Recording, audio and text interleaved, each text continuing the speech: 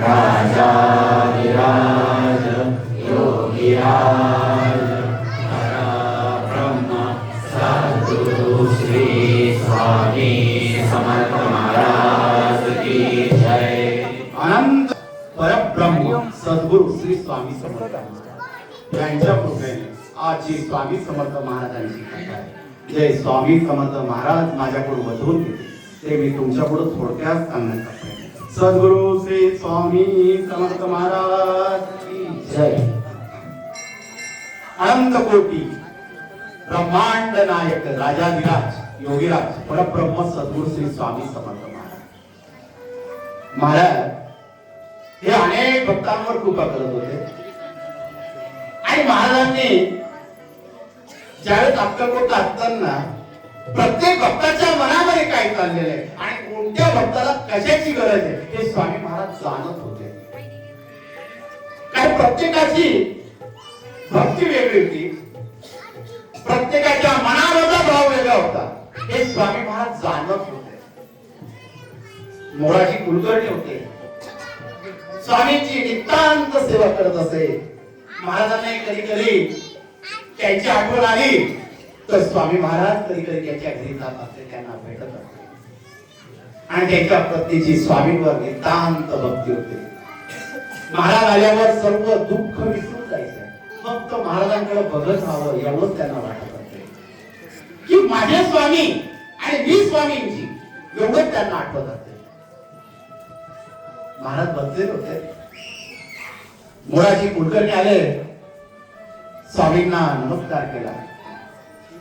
स्वामी, आज माझ्या घरी तुमची भोजनाची व्यवस्था केलेली आहे, तर आज तुम्ही माझ्या घरी प्रसाद घेण्यासाठी यावं स्वामी। आम्ही म्हणतो ना, या काही रोज जेव्हा आमच्या मनात येईल तेव्हा आम्ही येणार, जेव्हा आम्हाला वाटेल तेव्हा आम्ही घरी येणार, तुझा जा एवढे शब्द बोलले। आणि एक दिवस त्यांच्या पत्नीची तब्येत खराब झाली आणि पत्नीच्या पोटामध्ये खूप दुःख लागलं, पोटामध्ये इतक्या वेदना होऊ लागल्या की मरण आलं बरं, पण ह्या वेदना नाही चांगल्या हे त्यांच्या मनामध्ये भाव निर्माण झाला। आणि आपल्या सुलगडामध्ये त्या रडत होत्या आणि तेवढ्या स्वामींची स्वारी आली। स्वामींच्या मुखामध्ये स्वामी नामाचा गजर होता, प्रत्येक जण म्हणत होता श्री स्वामी समर्थ जय जय स्वामी समर्थ, प्रत्येकाच्या मुखामध्ये नाव होतं आणि तो गजर मोराची कुलकर्णीच्या कानावर आला आणि आनंद झाला की स्वामी आपल्या दारावरून जात आहे। घराच्या बाहेर यायला लागले तर त्यांनी पाहिलं स्वामीच आपल्या घराजवळ येत आहे। महाराज तुम्ही आलात? हो महाराज, तुला जेवण आलं आम्हाला, आज तुझ्या येऊन होतो आम्ही, तुझी इच्छा पूर्ण करतो, या ना स्वामी, स्वागत आहे तुमचं। पत्नीला आवाज दिला, अगं कोण आलं, कोण? अरे स्वामी आले आपल्या घरी। हो आले आले। पोट दुखत होत, स्वामींचं नाव ऐकलं आणि दुःख विसरून गेली, पदराने डोळे पुसले आणि स्वामींचं नाव ऐकल्यावर त्या आनंदाच्या भरामध्ये हातामध्ये तांब्या आणि ताट घेऊन स्वामी जवळ आले, पदर डोक्यावर घेतला। स्वामी मस्त हसत होते, एक हात स्वामींनी कंबरेवर, एक हात उंच केलेला होता। महाराज स्मित असे मंद हसताय, नाही आलीस आज मस्त सगळं, आज तुझ्या हातचं जेवण करतो आम्ही, पण आम्हाला विसरू नकोस, मनातलं सर्व काम काळजी करू नकोस, मी आहे।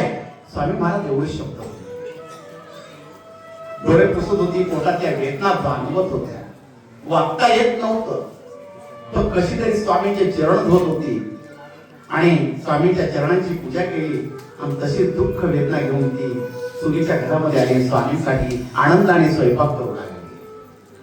महाराज बसलेले होते, महाराजांना ओढ होती, महाराजांना काहीतरी लीला करायची होती। ज्यावेळेस भगवंताला लीला करायच्या असतात त्या ठिकाणी काहीतरी चमत्कार हा घडतच असतो। भगवंत त्यालाच भेटायला जातात की त्याच्यावर त्यांची कृपा होत असते आणि जिथं ओढ आहे तिथं भगवंत भेटायला जातात। एक शिवकथेमधला भाग आहे, कृष्णाचा जन्म झालेला होता आणि महादेवाची इच्छा झाली मी कृष्णाला भेटून यावं. मला भगवंत ज्याला गुरु केलेले महादेवाने विष्णू भगवंताला ते बाल अवस्थेत कसे, मला त्या बाल अवस्थेत त्यांना बघायचंय. आणि त्या महादेव अशा जटा गळ्यामध्ये नाग त्या वेशामध्ये आले आणि त्या नगरीमध्ये फिरू लागले. तिथल्या गोपिका होत्या, त्यांना सांगितलं मी सर्व भविष्यवाणी सांगतो. आता ह्या गोकुळामध्ये एका बालकाने जन्म घेतलेला आहे, तर यशोदा मातेला सांगा मला त्याला भेटायचं, त्याचं भविष्य मला सांगायचं.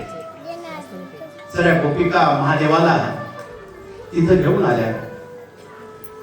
महादेवाने यशोदेची वाट पाहिली. यशोदेने बाल्कनीमधून महादेवाला बघितलं आणि नमस्कार केला. आणि महादेव बोलू लागले मैया तुझ्या बाळाला भेटायचंय, मला त्याला आशीर्वाद द्यायचा आहे.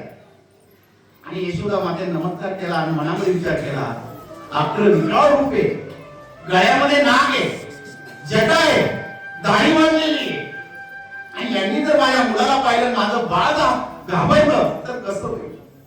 यशोदा माता सांगू लागली मी तुम्हाला माझ्या बाळाची भेट नाही देऊ शकत, कारण की तुमचं रूप पाहिलं तर माझं बाळ घाबरून जाईल. महादेव बोलू लागले जर तू मला तुझ्या बाळाची भेट नाही देत तर मी इथंच बसतो.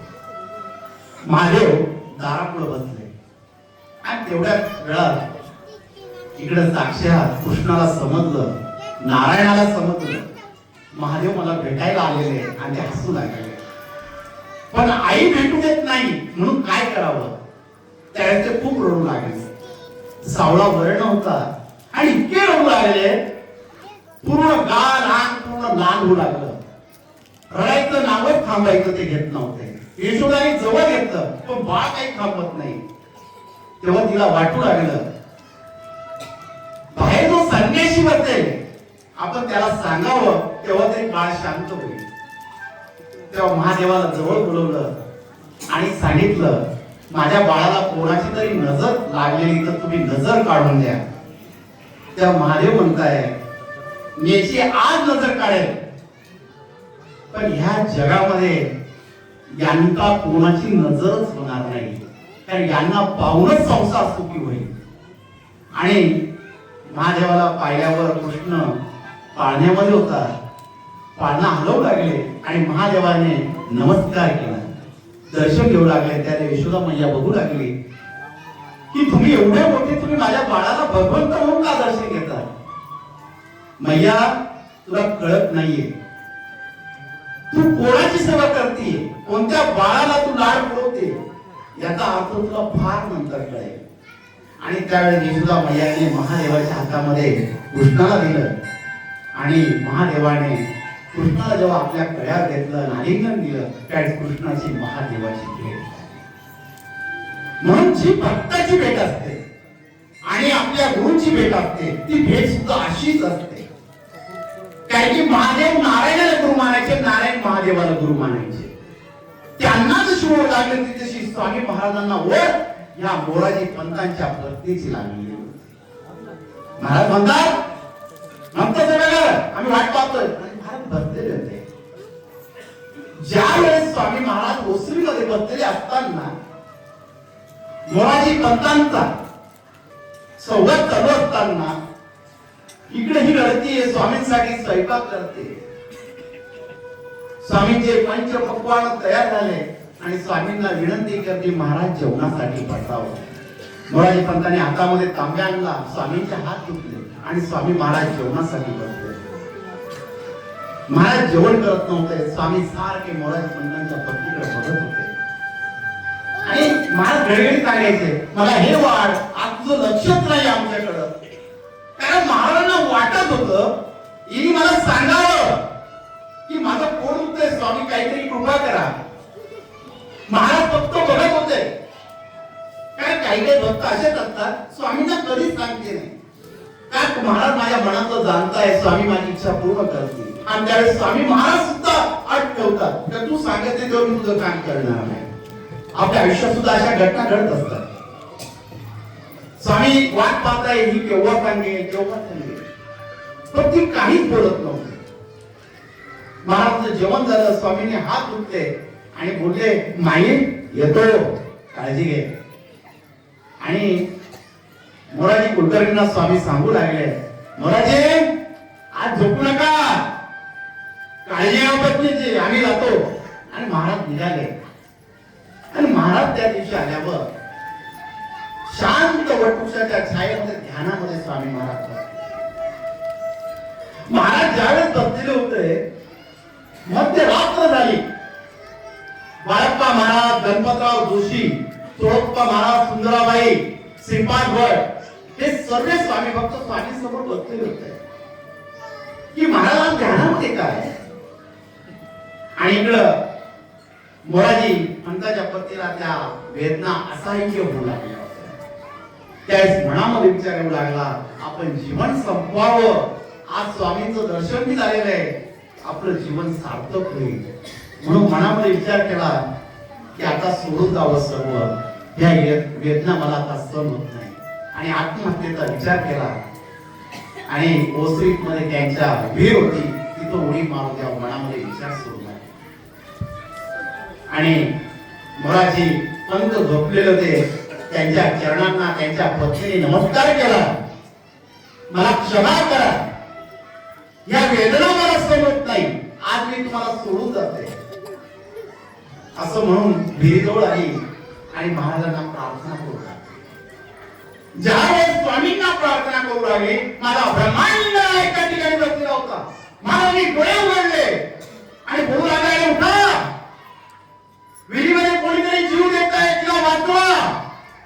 स्वामी, कोण जीव देत आहे? विहिरीजवळ कोणीच नाही, तुम्ही जास्त शहाणे झालात, आम्ही सांगतो. अरे का मोराजीच्या ओसरीमध्ये बघा, तिला मोराजीची पत्नी जीव देते, तिला वाचवा, ती माझी लेक आहे. महाराज एवढे शब्द बोलले आणि सर्व स्वामी भक्त मोराजी पंतांच्या घराजवळ आले.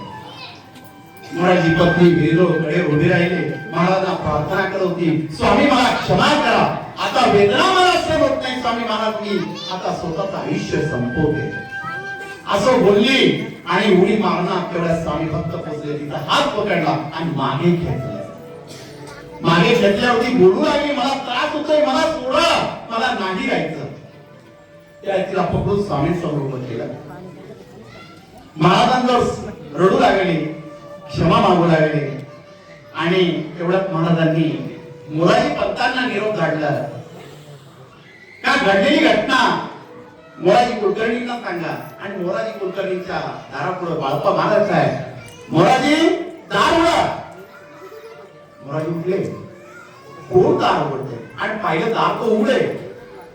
बाळप्पा महाराज, चोळप्पा महाराज बाहेर उभे होते आणि विचारू लागले, एवढ्या रात्रीचं काय येणं केलं? अहो घरात काय घडलं? काय? अहो तुमची पत्नी जीव देत होती, ती आता स्वामींजवळ, काय म्हणतात? मोराजी पंत तसे घाबरले आणि त्या अवस्थेत स्वामींजवळ आले. महाराज बसलेले होते. महाराज खूप उपकार झाले स्वामी तुमचे, माझ्या पत्नीला तुम्ही वाचवलं, स्वामी मला वाचवलं, माझा संसार स्वामी महाराज तुम्ही वाचवला.